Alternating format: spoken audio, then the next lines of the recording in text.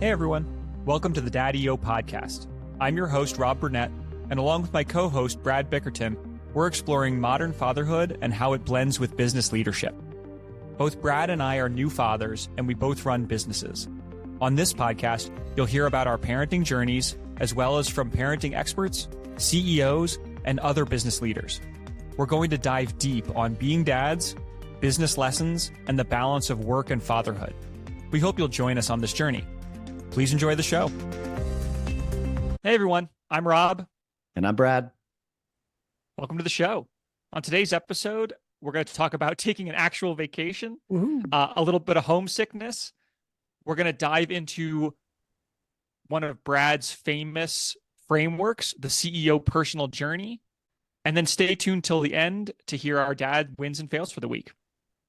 Brad, good to see you. I got to see you in person for the first time in a long time, just a couple days ago, but it's good to be back on here. How you doing? How's Theo? How's life? Yeah, well, first off, going to see you was the first time ever in my life that I actually went to go meet a baby. Because I already know you and Laura a little bit, so I'm going to see my friends, but I was actually going to meet a baby, and, Bachelor Brad didn't have to do that, didn't care to do that, and it was tons of fun. And I especially like that after being there for about 3 minutes, you guys are cooking breakfast, and you go, oh, here he is. And now all of a sudden I am understood to be capable of holding a child. That was revolutionary for me. That hadn't happened before, because we're trying to trust just about everybody with holding him. We want to be very good about just passing him off, taking the breaks, and just getting him used to being tossed around. That was tons of fun. The other thing is just the complete difference in 5 months. And I wish that I could have brought Theo to you so you could feel, not just is he heavier, which that's okay, that's fine, that's weight. When I got Arthur, I was like, whoa, he's so light, he's like floating away. But also Arthur is still growing those strength, those neck muscles and those body muscles, whereas Theo's a little bit more, he's like on your arm and he's kind of hanging out and he's got the strength for it and everything. And my puppy seems to also enjoy when we're recording, running in circles after his tail. That's not unusual. Some other things going on. Oh, go ahead. Oh, I was going to say is, yeah, it's fun. I've got a cousin with a 1-year-old who was born almost exactly a year before Arthur. And that's really fun because it's literally just a time machine. It's like, okay, I know what my baby's going to look like a year from now. And it's very fun. That is fun. And then, well, the other side of that is too, that our neighbors have a daughter and she's a year older than Theo and he's already bigger than her. So she's just really tiny and she's really subtle and quiet. Just these big eyes poking out under this hat. Like, well, no, Theo is not going that direction. He's a romping, stomping baby boy. And we still do co-sleeping after his first feeding in the night. And he's starting to, I would say, sleep crawl, I think is the way to do it. But it's not subtle sleep crawl. And the other day, Sarah Beth and I were like, what do we do about this? Because his eyes are kind of closed, but they're kind of nice. But he's moving. I call it the torpedo move. Where he leaves mom and he just like rams me, and it's just because I'm the stopping place for him. And I wake up, oh, I'm getting torpedoed by my son's head. And so he was actually up at 2 a.m. the other day. I said, well, all right, I'll take him because he's up, not kind of dozy, not foodie. And I put him on the ground and he moved so fast. I swear, and I know I was groggy, so that's maybe not fair. It felt like The Exorcist. It felt like this baby cannot possibly be moving this fast. It is somewhere between creepy 2 a.m. and Jack from The Incredibles. And it's like, it's hard not to want to nag on your son a little bit, to be like stop being terror demon baby, please. Just please stop being demon. Just slow down a little bit. Slow down a little bit. And yeah, he just needed to, I don't know, get something out of his system. Or I often joke that Sarah Beth's secretly injecting caffeine through the breasts, because sometimes he has a little bit of mom's milk and then, woo, let's go. So that was lovely. The other thing was last week was spring break. As many know, Sarah Beth teaches one class at CU, and to my chagrin, that means we are on the CU schedule. Even though it's only 3 hours a week, we are now indelibly on school schedule. And I haven't had a fixed schedule as an entrepreneur. Since 2008 was the last time I had a fixed schedule because school didn't count, all that. And now we're starting to be these like, okay, we're going to leave on Friday afternoon for spring break, like everyone else. But what I was very thankful for, first off, last spring break, same thing. We took a Sprinter van to Moab while she was two trimesters pregnant. And it was just a beautiful, beautiful time that we got to spend together. And so we got to reminisce about the year that's gone by for us and the things we thought and knew and believed and hoped. And here we are a year later and babies. 9 months old tomorrow. The second thing was it was an actual vacation for me. We went up to a place called Gunnison, Colorado, which was a very quiet place, and we had a place to stay, and it was a well provisioned place that we know the owners, and so it wasn't like a random Airbnb. It was beautiful. And I really love Gunnison. Okay. I highly recommend to anyone who's never been. Beautiful No, place no, to Gunnison's ride awful. Yeah, don't go. No. Yeah. What am I saying? Gunnison's terrible. Don't go. Yeah, terrible, terrible, terrible. It's got 6,500 people. If our entire listener group, well, no, that wouldn't even matter. So the benefit for me was a much slower pace of life, and we did a digital detox best we could. And for me, this actually stemmed from what you said, Rob, which was it was hard. You were noticing that when you're holding Arthur for hours, you kind of can just drift back into Instagram scrolling, and that's not how you want to spend your time. Oh, and, yeah. and I do that with podcasts. Not that if you're a dad right now and you've got a baby in your arms, that listening to this podcast is bad, but it really helped me understand. I literally put my phone in an awkward place off to the side.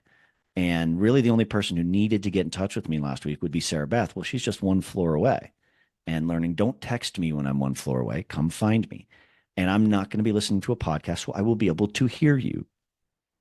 And really, this is something I've learned a lot in my life. It does take 2 or 3 days to just unwind those habits, those ways of thinking, what's going on. And what a beautiful place, Gunnison in the spring, to be able to walk with your son and point things out. And then after his morning nap, he and I'd put him in the backpack and we'd go mud trek up to a place called Hartman Rocks. And really just being able to spend time talking to him was something that was really heartfelt for me, and into the wins and fails that I'll say later. But it also, because he and I got closer by just being together so often, that it was a lot easier for me to notice win and have the ability to put him down in a new place. And the huge win, well, I'll tell my wins and fails about that later, but there's a big one, and any father will get it. I'll stay tuned for it. Yeah. The other's a little bit of the active service, that doesn't feel like an active service, but I gave Sarah Beth, we initially wanted to give her 2 days of 2 hours of book writing. And I gave her 6 to 7 hours a day for 4 days until she actually got, because there's a lot of pent upness when you've got a book that's 2/3 finished. Some of it's editing, some of it's writing, some of it's this new idea, some of it's research. And it's all kind of this quagmire. It's no longer that blank page and you just rant, right? It's putting it, codifying it. And she got to the place where she'd really done her work, and it started to slow down. And that's when you know that you're back into authorship, right? You got that easy stuff out of the way. Now it's time for the grind. And so I was very thankful that I was able to be with Theo, to relieve her, to do something else. So that was huge. And then the third thing was I did have one client call, and the idea that came out of that I really wanted to share with our community here is, what do you do when you have infinite possibilities of what you could do? In this person's case, it's where does he want to live for the next 15 years? And he's also a father and a CEO. And he didn't know. There were too many questions. Is it politics? Is it weather? Is it housing costs? Is it, what are the factors? And he really just said, hey, Brad, how do I make a decision when I know there are bad decisions and I know there are good decisions, but I'm just lost in the miasma of it? And it's not analysis paralysis. It's close. And so what I coach on this is I coach what's called the exclusionary principle. Let's start off by the easiest thing possible, which is excluding dumb ideas. And it is amazing how helpful it is in decision making. Just start by taking bad stuff off the board. Yeah. And it's amazing. I actually think of it as a pie graph, and you just you're excluding things along the way. And it's really easy to take an infinite possibility and exclude 90% of those infinite possibilities as not worthy, not smart, not good. For him, it's literally he could live anywhere in the United States, anywhere he wants. Bottom of Florida, top of Washington State, Maine, California, anywhere he wants. And he started by trying to do the inclusionary principle. I want to include having a pool. I want to include good schools. I want to include this. I said that's too hard. Let's exclude the bad things. And this is kind of similar to what Sarah Beth got to do with writing. There's something magical that happens in your critical thinking when you just start doing the easy stuff first. Then when you start getting to the medium of the hard stuff, you're kind of already wired for that thought process. And so he gave me his homework just yesterday, and it was really thoughtful and good. And basically, he narrowed it down to 2 spots in America that would work for him. One he's lived in before, and the other one he knows very well. but he now knows why they're in the inclusion side because he's excluded everything else. We can get into the inclusionary principle, how to make those decisions later. But that's all came out of digital detox, good rest, exercised every day, spent time with Theo. And then right when a client needed me, I was so ready to be, hey, I got this one with you. Here's a simple framework. Here's some simple homework. I'll keep you accountable next week. Let's go. So that was last Sounds week awesome. for me. Yeah. Very good. Delta Congratulations. Awesome. Thanks, Rob. What about you? Updates and Arthur and Laura, and where are you right now? Because I know where you are, but the audience can't keep up with you. Yeah, so I am in Colorado. Home for me, vacation spot for most. So this is something I wanted to talk about on this episode because I think, Brad, you and I have come in here with what you like to call regular hard and what a lot of people would call easy journeys of fatherhood. We've got good partners, we've got a lot going for us, and both of our babies have been relatively easy.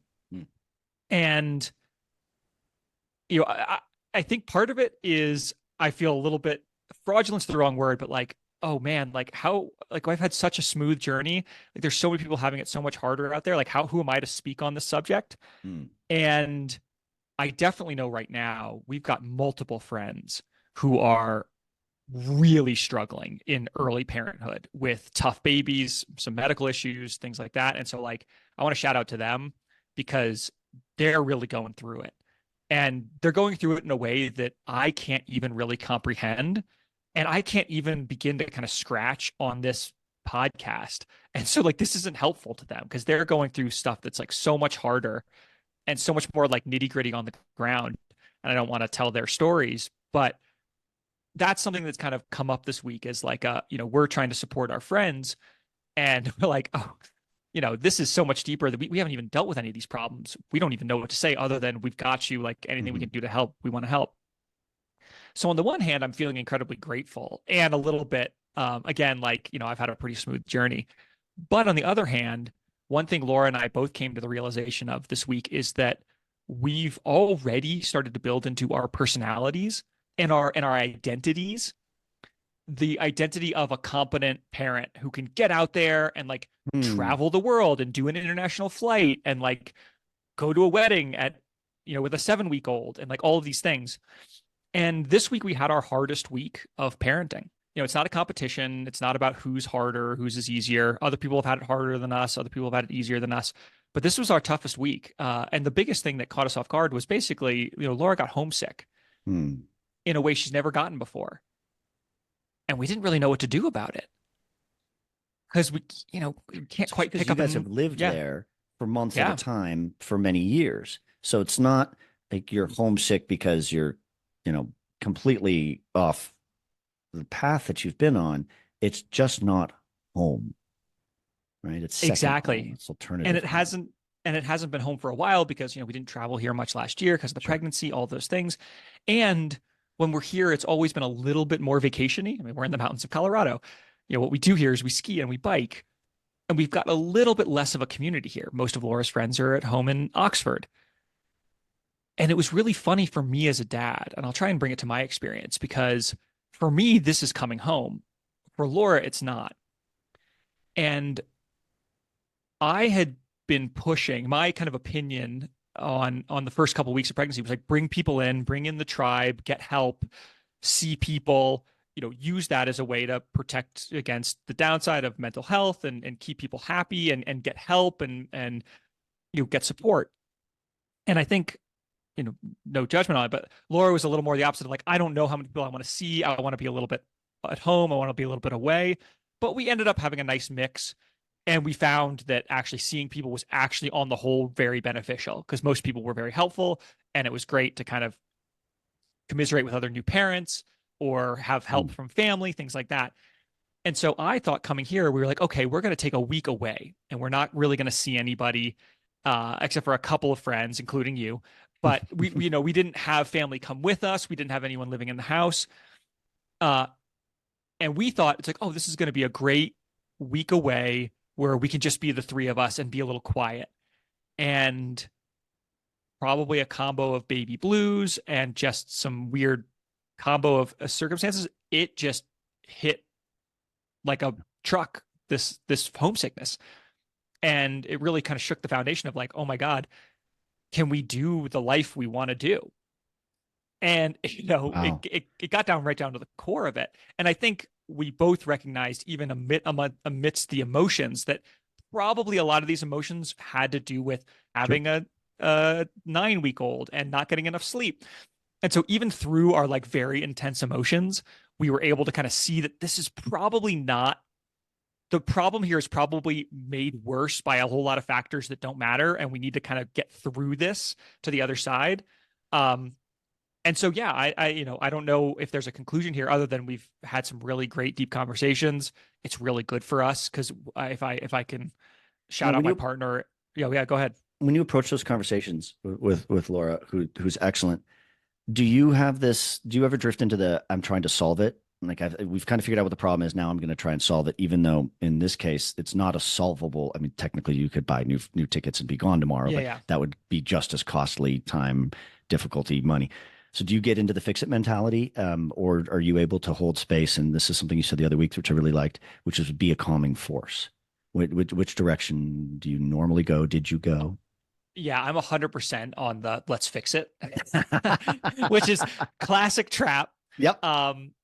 But also, I found this time it was useful. Well, it wasn't. I think this time I was able to move away from. I was able to move away from let's fix it, but I was also able to step away from my own emotion because I actually got quite emotional about it because Sure. it's very tough to go to my home and for my partner to feel like I can't possibly be here. Yeah. Right. Like this is horrible. And I'm like, well, hold on. This is my home. Like I love it here. Yeah. And it feels very kind of personally insulting. And of course, I had to try very hard to step away from the personal and make it more, listen, I'm sure there's some underlying things that are problematic. It's harder to be up here. It's a little more isolating. We've got to focus on actually what's causing this acute incident. We've lived with our partners for a long time. We know the ebbs and flows and the normal and this is a little, the flavor of this ice cream is different, and it's okay. And that's not, I think, blaming or shaming. That's just calling out the truth. I think we make that mistake too much in society, is that we don't want to blame or shame people, so then we hide the truth. Whereas the truth might be exactly what you said: high elevation, away from home for a long time, not in a comfort space, not having all those people around her. It's like that's a lot of things to be coming at her from at the same time, and we'll work on the things we can control, and we'll be present for the things we can't, and we will solve the things that are solvable. Of course. And we've acknowledged that together, and lack of sleep too, which has been really good because it makes it less personal. But I think the way, and I don't want to get too much into, I think one of the things we talked about it, and one of the things I was able to do is turn it into listen. Yeah. I do need to hold some space for my own emotions, even though you're the priority. And what I turned into is like, here's what I'm afraid of. Here's what I'm afraid of. I'm afraid that this changes everything. I'm afraid that I'm not going to be able to see my friends and family, right? And and I just need you to know that I'm afraid too. And we need to get through this together. And I think that helped frame it really well, because it wasn't you're bad, this is horrible. And it wasn't also me completely shutting up and just focusing on her and like buying us tickets back kind of thing, right? Because we have to work through it. And I think there's a lot of short-term benefit to just me kind of being quiet and saying, all right, my wife just had a baby, she's breastfeeding, she's sleeping. I'm just going to pretend I don't feel anything and move forward. I think that probably happens a lot, but in this instance, I kind of felt enough emotions where I felt like I couldn't just put them to the side. Instead, we had to have a conversation. And the good news is, I think the conversation went really well. We both feel a lot better, and we've worked through it by really engaging with the problem. But we'll find out in a couple of weeks when she hears this. Exactly. And how much trouble I'm in to talk about. Yeah, how much trouble are you in for recording this? But I want to go back a couple steps from what you're talking about, because something else has been creeping in my mind, and you help me flash on it again, is I am now being identified as a dad. So 9 months in, and I feel like I have the identity of a dad as something that it's still a new coat, but it's starting to be a coat I'm familiar with. And you're a little earlier in the journey, But there's this piece of it, especially with you, you've been so high functioning in sports, you got a law degree because you chose to get a law degree, and you pumped up from product manager to CEO of a company all in about 6, 7 years. And so when you're coming into fatherhood, you want to be that same type of identification of, and I forgot what you called it, but like really good parents or pretty kick butt parents or. Yeah, I think, well, and this is something I've definitely wanted to make sure we talked about is both Laura and I have built into our identity the idea of kind of strong, independent parents, right? I don't remember what your word I used, right? But we were the parents who go out on day 2. We're the parents who fly at 6 weeks. And and it got in our way. Yep. Because I think it was, in general, it's been very strong for us to have that identity because it's gotten us out of the house, pushed us out of our comfort zone. It's allowed us to do a lot of things we wouldn't do. And I think not only are we doing it, it's not like we're doing it and we're miserable. We like the identity. It actually feels better. We have better mental health because we're outside, we're exercising, we're seeing friends, we're coping better. But Laura said, and I said, Laura was homesick, and I was like, you need to talk to your friends. She's like, but I'm not that person. I'm the person who's can handle it. And my friends are struggling. They've all got problems with their own kids. How could my problems compare? And I said 2 things. One is we have to let go of those identities. We have to ask for help, no matter how big or small our problem is. And there's someone online said it, but I loved it, and I can't tell you who I do attribute it to. Is if you don't ask your friends for help, you deny them the honor of getting down in the mud with you and helping you fix it. And I really loved that. I might have even said that on this podcast before, but I like, you deny them the honor. Like, if you really are friends with someone, if I'm, Brad, if you need help, I don't want my friends to hide their troubles from me. I want my friends to tell me their troubles and let me come help them. That's why I'm a friend. That's what makes great friends different than just acquaintances or other things. They want to get down in the dirt with you. Yep. And want to, right? And I know you're hitting this again. And that's one of the problems with medical people is their job, their soul is to help others, especially in a physical way, which that gives them so much sense of self and identity and jollies from the nurses and the doctors that I know, that it makes it almost impossible for them to ask for that same help in return. And this is where we go to my framework of Brad Prime. It's how would I think about it if somebody else had this exact same problem set, was the exact same as me in every way, except for their name was Brad Prime and my name's Brad. How would I think about that? So, well, I would help them, or I would encourage them to go get help, or I would be with them on the journey, or I'd drag them into getting help. And it's easier when I just can separate myself between my sense of self and what I'm capable of holding on to and Brad Prime, even though, of course, this is just like a mental, thing. Framework. A framework. 2 other little quick things, and I want to hear some more from you, but so one of the pieces is everything that you were doing would have been just outside of your comfort zone if you were still Rob pre-baby. And now re-identifying, what does Rob with baby have? How much room do you have? Are you actually out of your comfort zone just by living your day-to-day life? And my metaphor for this on the business side is I've helped a lot of people raise angel and other capital just as an advisor. And oftentimes they'll tell me they're not sleeping and they're not doing this. And then they'll always have, dudes will always have this moment during capital raise where they're super stressed out and they decide to give up nicotine. I'm going to stop smoking during this raise. I'm going to stop chewing during this race. I look at them and go, no. First off, stop smoking, stop chewing. Yes, but not during a capital raise. Do not add that into Do it after. And so for you, pushing yourself out of your comfort zone and doing something like this, a year ago, this would have been an easy push out of the comfort zone and you would have felt it's one degree outside of it. But then when you add in sleepless nights, the grind is starting to come together, business, work, all that stuff, like your comfort zone actually has to lower, and you're kind of hitting face to face with, oh yeah, I might still be the kick-ass dad in the top 5%, but that top 5% doesn't mean I got back up to being who Rob and Laura used to be. It's just closer to that. And I think that's where and I think that's what I want to hammer on. Cause so we struggled with identity this week because Laura's like, I can't admit failure because it's not my identity. And I struggled about it would have been easy to come on this podcast and not talk about this week and just be like, oh yeah, I read to Arthur this week and he smiled and he's doing great and we're loving it. And part of me wanted to do that and be like, my persona, my identity on here is the dad who's crushing it. And this might not, to a lot of other parents, this might be like, Rob, what are you talking about? That's such an easy week. Like, this is your struggle. Ha, cute. But I think what I want to get at is that we hang so tightly to our identities. And like you said, Brad, my identity is the high achiever, the guy who pushes, the guy who lives outside his comfort zone. I don't have a comfort zone. I just do whatever. Yeah. And having to recalibrate and to try to be open and honest about it is literally why I wanted to do this show. And so here I am. I'm being honest about it. I'm being open on behalf of my partner, who I hope is okay, but with me talking about this. But I think it's really helpful. And yeah, I don't want to dig too much deeper than that. I think that's a good place to kind of wrap it up, unless you have other questions. But well, I have one more. Yeah. One more bit of it, because I happen to be married to a professional identity researcher, and it took me a long time to understand what that meant. And she coined the phrase, and really she had to teach me the meaning of the word identity. And a great way to think about it is how you identify yourself. What are the identifications? Are you tall? Are you short? Are you a professional? Are you this?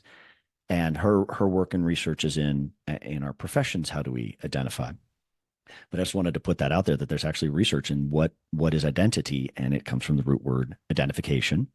How do you identify yourself? What are the attributes? Oh, these are all my attributes. I don't need help. I do help others. I'm high functioning, and I hide mistakes and failures and problems because I usually can get through them on my own. So why would I even bother talking to people about them? And it's like, well, those are interesting identities for 25-year-old bachelor. Well, great identities. Go ahead, live that best you can. But once you're married, once the you, me, and we comes in, once baby comes in, and then also the burden of leadership that you and I both consistently hold, it's like you cannot hold those identities anymore, but you can find new ones. And that's the really interesting thing about her work, and what I've been learning in myself is, what are the identifiers that are meaningful for me, serve me in my path going forward? And oddly, one of them is a Dum Father podcaster, is an identity for me. I talk about this podcast most days with somebody because this is where I'm learning how to be a better father. And this is where I come to do that. It's the interviews we have and these discussions we have. And that new identify as, and when I say Dum, I mean, my job is to represent the audience. I am just as guilty of being a first-time father and not knowing this as everyone else. I am not coming to this as an expert. And that's a really helpful identity for me. Well, this has been a good, powerful session. Ooh. I like it. I hope everyone's enjoying us, because this is why we're doing it. So why don't we take a quick break, and when we come back, Brad, we're going to talk about the journey of a CEO.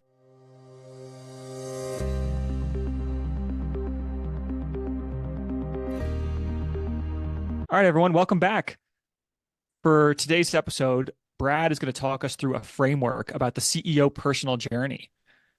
So Brad, why don't you take us away? Thank you very much. It's a fun framework, and I'll tell the longer version of the story today, but the purpose of this is, especially in any growing business, whether you're big enterprise and you're acquiring another company, or whether you're starting off, you as a CEO will go through a journey yourself. And one of the questions I ask every week of any CEO I coach is, what have you learned about being a CEO this week? And it's a very powerful question, because they have to think back what happened in the week, and that they also have to say, Brad, I'm being intentional about growing in my position. And that's why you are growing in your position as a CEO. It's a CEO's personal journey. Mm-hmm. So that's the framework writ large. Here's how it came up. I was co-founder of a company. It's actually up in Vail, and the CEO and I was general counsel, business development guy, and I met with some rich guy.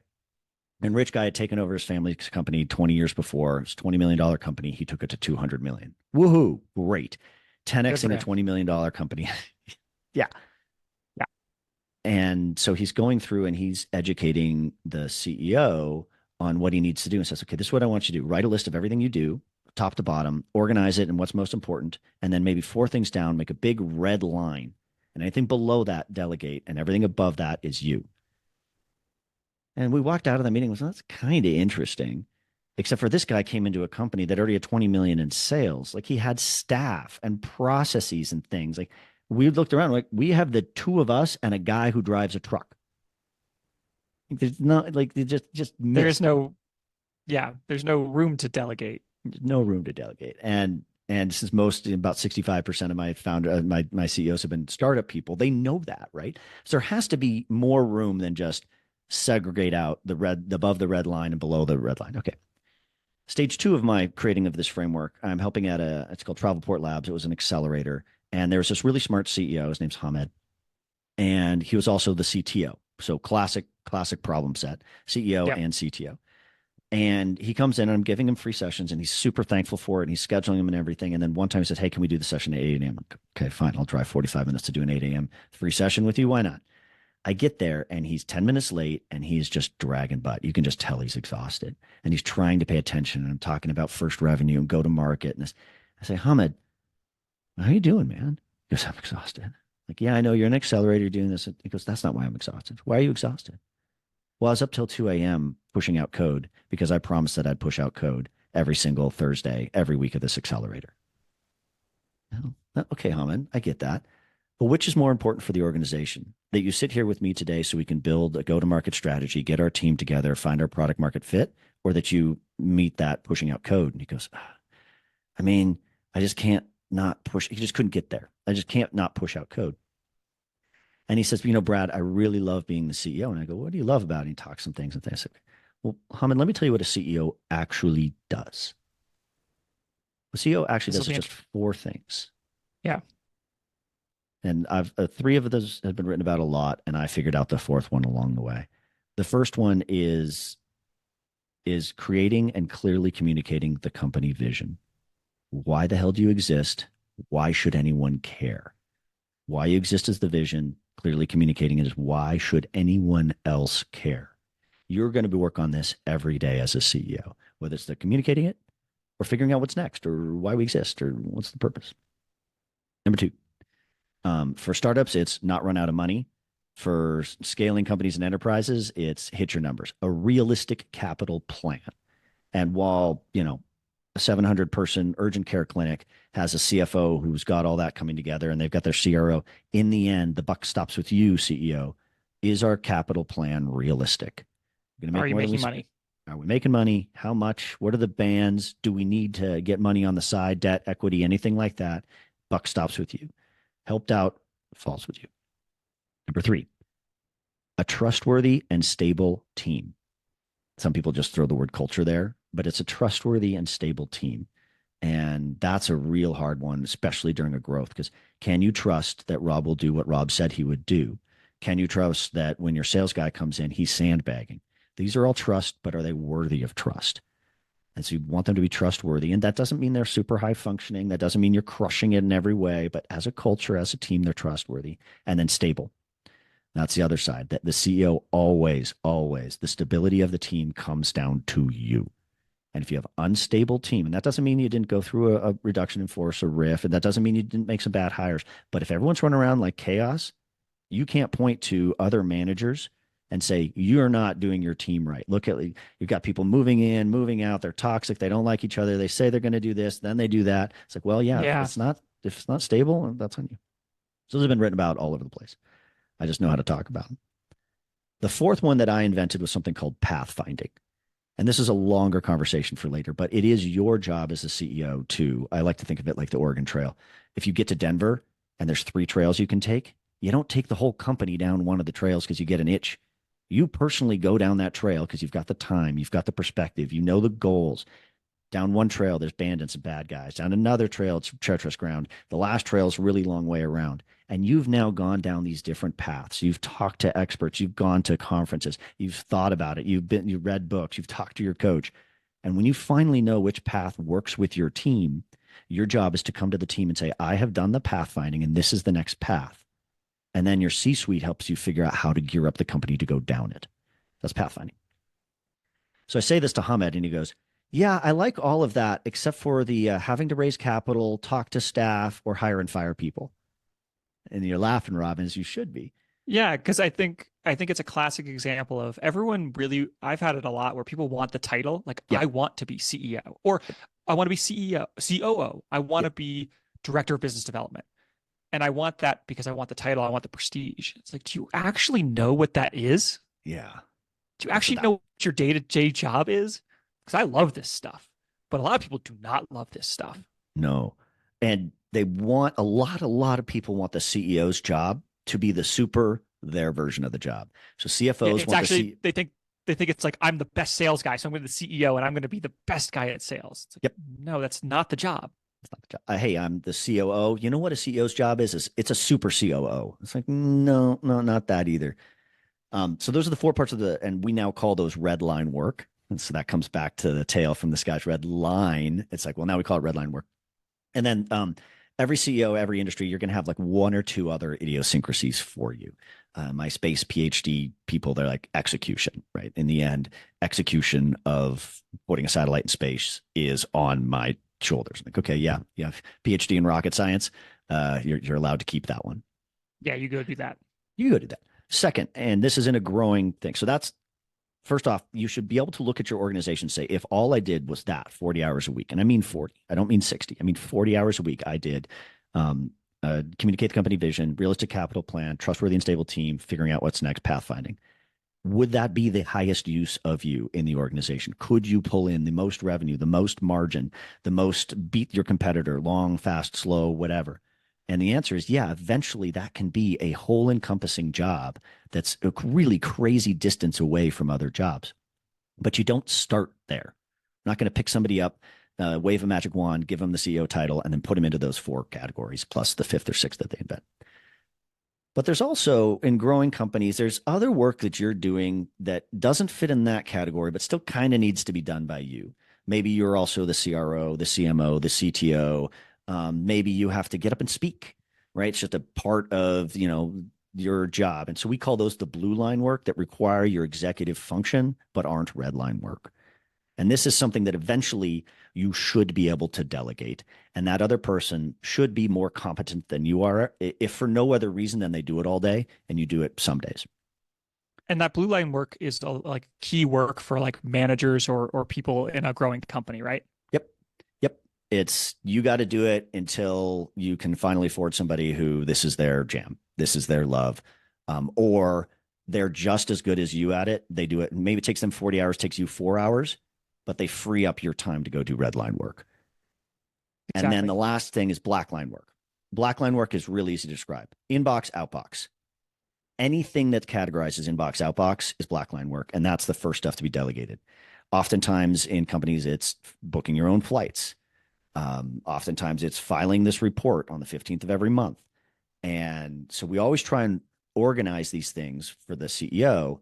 And we try and do it in groups. So the rest of the group actually sees what the CEO is doing. And the group usually helps them force stuff out of blue and into black and right get rid of that cognitive bias. But the reason this framework is called the CEO personal journey is it's a personal journey for you to start removing the black, start codifying and changing where the blue go, handing those things off and starting to live in the red. And that's a journey that takes time. And in startup land, I would say about 40% of my founders end up opting into, I don't want to do the red line anymore. I'm happy to be just the CTO, not the CEO, CTO, CRO. And on the case of Hamed, he quite literally switched job titles with Andrew. And now their company, it's called Stay 22, is doing like 2-3 million a month in revenue. Right. And awesome. They had to fit the framework. Go ahead. I've seen a lot of founders who should be the CTO or the CRO or the CFO or the head of product who hold on to that CEO title for ego. Yep. But they don't want to do any of that work. And I think that's the biggest. I remember when I was an associate at Techstars, there was this classic example of this founder who was awesome at his product, but he wouldn't let go of the company. But he just wasn't a CEO. And he didn't want to be a CEO except for the title because he couldn't let it go. He couldn't be founder and head of product. He had to be CEO. And that company is out of business. And that's why the framework works so well, is because it subtly gives them the authority to say, wow, this is actually what CEO is, and I don't like it. And then if I meet with them every quarter or every week, whatever, you kind of keep grinding on this framework, grinding on it. Eventually they say, Brad, stop grinding on it. And they're not going to fire me for pushing them on what they don't like, because they eventually wake up and realize what you just said. My personal journey as a CEO is to stop being a CEO. Or my personal journey of being a CEO is I need to double down on this red line stuff. I need to learn it. I need to get better at it. I need to, when somebody says, what have you learned about being the CEO this week? You say, I learned this about capital plans. I learned this about creating stable teams. I learned this about pathfinding, that if I don't tell my staff I'm pathfinding, they get confused. And that's fine. Either personal journey is going to be yours, but how do you do it? That's where you need help and perspective. And so, yeah, that's one of the first frameworks I almost always run through clients with. If people want to learn more about this and dig into it deeper, what are some resources they can turn to? I get in trouble for this all the time because I'm supposed to create marketing material that shows these things. They just end up being too complex for me. But actually, Red Line, Blue Line, Black Line, and a couple other frameworks are on deltaawesome.com, and you can find them. It's in our resources, which is the top right-hand corner. It's near the About Us, and you can download a simple framework that just kind of puts through what I just said into real people language. So for everyone who's listening, Brad is too humble to brag for himself. He won't even put a commercial in these shows, but Delta Awesome is awesome, and Brad has got amazing frameworks. So if you're CEO, or, this is stuff that I talked to Brad about before I was CEO and as I grew into that position. And these are the things that I started to work on and think about. So go to deltaawesome.com, check it out, give us some feedback. And if you want to dig into it with Brad, I'm sure he'd be happy to work with you. Thank you for the kind words, Rob. Yeah, it's lovely to be, for me, in a job that is my obsession. And this goes back to the Anthony Franco interview that by the time this is out, it'll be last week's interview. And for me, making the world make sense and be better for people is my driving force. It's my motivator. And what I love is that I'm now learning to do this in my identity as a father. I don't exactly know how to translate red line, blue line, black line into fatherhood. I think fatherhood is a lot. It's a lot of black line work. A lot of, yeah. It's changing diapers and changing clothes and carrying and dropping off and picking up. And that's probably why it drives us insane a little bit. Because there's not a lot of pathfinding. There's not a lot of thinking about involved. There's almost no critical thinking. That's the whole point of black line work, is no critical thinking. And just to hit this real quick, because sometimes people try and stratify employees into these, and you should. But remember, the black line employees are your bedrock, your base, and they can be the highest compensated people in the company. They're just not invited to the executive thinking branch. My friend Laura, she bills $1,200 an hour as a white collar criminal attorney. And she self-identifies as black line only. She comes in, there's a really complicated case in her inbox. She works it for 9 months, it finishes, and then a new one shows up. She's like, I'm a black line employee, $1,200 an hour, right? And so just know that it's not hierarchical. We don't do top, middle, bottom. We do left, middle, right for red line, blue line, black line. Lest people get hubris about it. It's about finding what your zone of genius is. I've started to use that term, or what you're good at. I've got employees that are fantastic at one thing, but they want to be something else, or they want the title of something else. I'm like, but you're not good at that.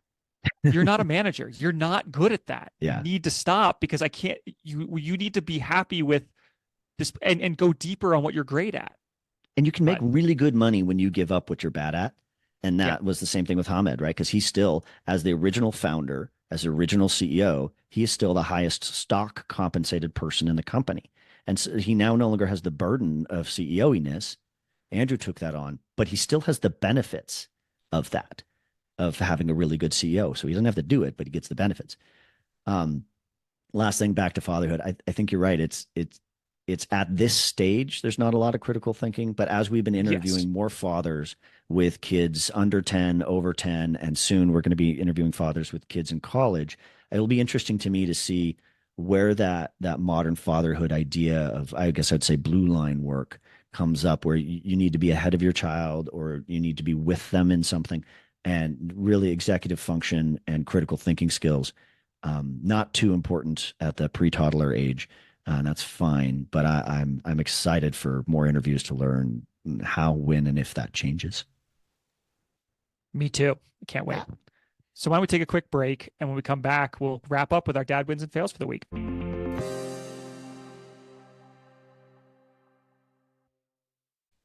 All right, everybody, welcome back. And we're here at the back end. And as always, in our C block, Rob and I just get to talk about our wins and our fails, the things that we are expressing to you that you've probably done, or if you're really lucky, we're going to help prevent you from doing. Also on the win side, it's just sometimes nice to acknowledge that sometimes we do things right. Could be our effort, could be happenstance, But let's start this week off with Rob, wins and fails.